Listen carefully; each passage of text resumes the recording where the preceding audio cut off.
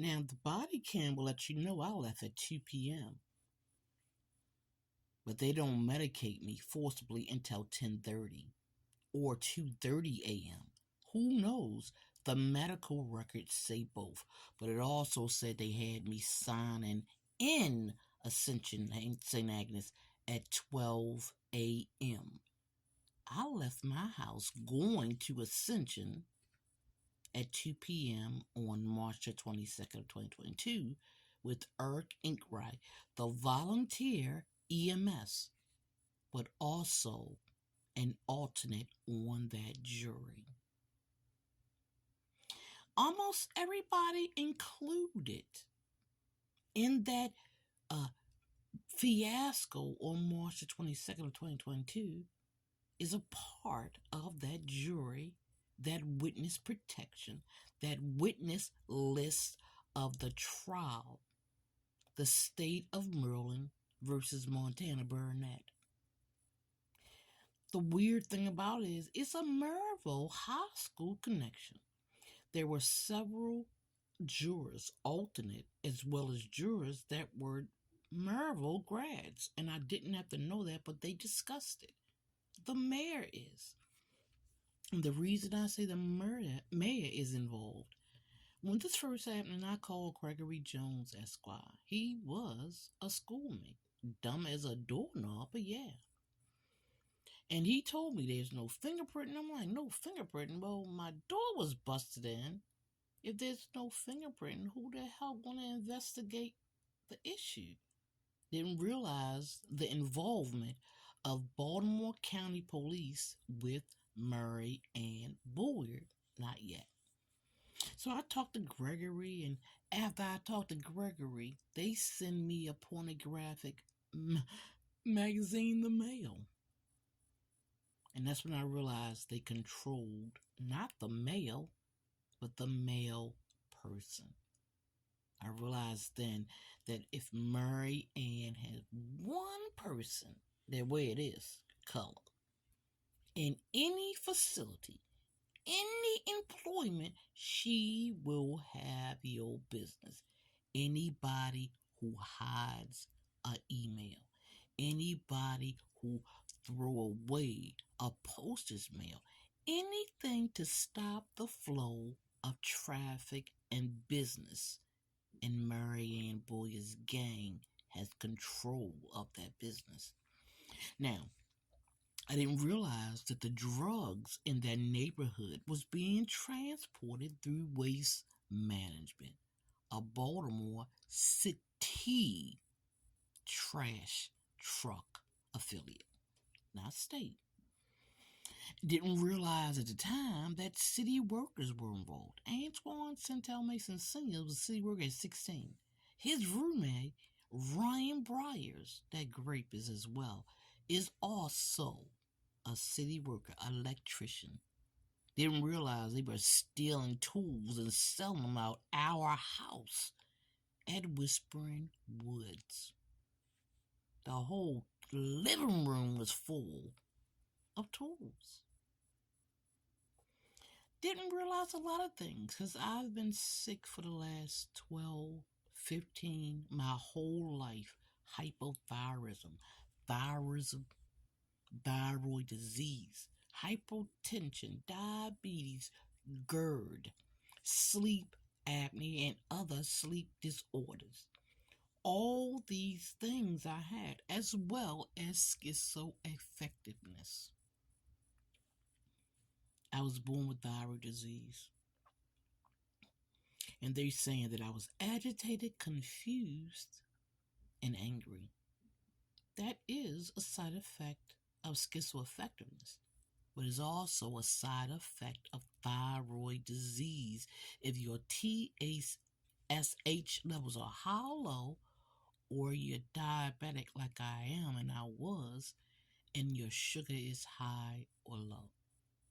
I didn't get a blood test because those physicians weren't there to assist or help me. They were there to let me and help me die. This new law in Maryland say no fingerprinting, no investigating, but we will legally give you the right to die. No more Jane Does and boarded up buildings. All the movie sets we have in Maryland. I worked in 2 to 3 different hospitals as a phlebotomist, a lab tech, and I've been to those sets. We had The Wire here, all those water-made movies by him. I was in at least 4 movie sets on March the 22nd of 2022. I wasn't drugged the whole time because when I left my house at 2 p.m. in the afternoon, checked that 911 as well as that body cam. When I woke, the first time that I remember, Ascension St. Agnes sign was lit up and it was dark. And I remember making videos in the beginning that everybody I encountered smelled like outside. I realized it wasn't them, it was me who smelled like outside. I went into a room that had a door outward, and then the next room had a door inward. I was in a room that had clothes in front of me.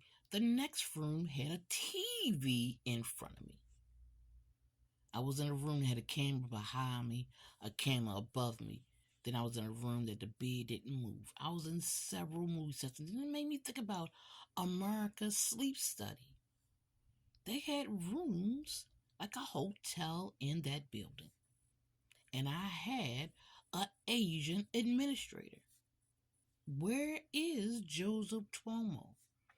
I've put all or most of my records on 5 different platforms: TikTok, Instagram, Facebook, as well as YouTube.